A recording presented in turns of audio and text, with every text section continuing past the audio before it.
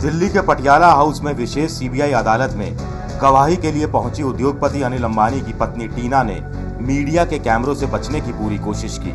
ये तस्वीरें तब की हैं जब वो गवाही के बाद कोर्ट के बाहर निकल रही थी।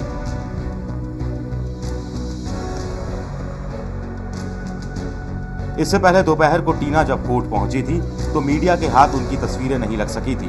पहले से मौजूद उनके सुरक्षा कर्मियों ने टीना को छतरियों से ढक दिया था। लेकिन बड़ा सवाल ये है कि अनिल अंबानी की पत्नी टीना ने विशेष सीबीआई कोर्ट में क्या कुछ कहा।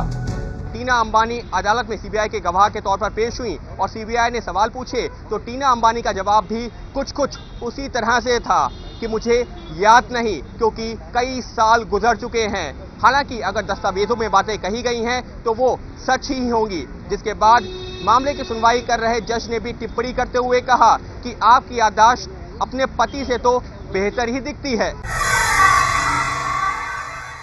बतौर गवाह अदालत के सामने पेश हुई टीना अंबानी ने यह माना कि रिलायंस ग्रुप की कई कंपनियों के बोर्ड ऑफ डायरेक्टर्स में होने की वजह से वो बैठकों में हिस्सा लेती हैं, लेकिन 2006 में हुई बैठकों के बारे में तथ्यों को याद रख पाने में उन्होंने असमर्थता जताई। टीना ने अदालत के सामने कहा कि वो एक गृहिणी और समाज सेविका हैं और एक हॉस्पिटल चलाती हैं। टीना ने अपनी गवाही पूरी हो जाने के बाद जज को अपने हॉस्पिटल को देखने के लिए आमंत्रित भी किया। करीबन 2 घंटे तक चली गवाही के बाद सीबीआई ने कहा कि टीना अंबानी झूठ बोल रही हैं, क्योंकि उनको तथ्यों की जानकारी है, लेकिन फिर भी वो अदालत के सामने उन तथ्यों की जानकारी सही तरह से नहीं दे रही हैं।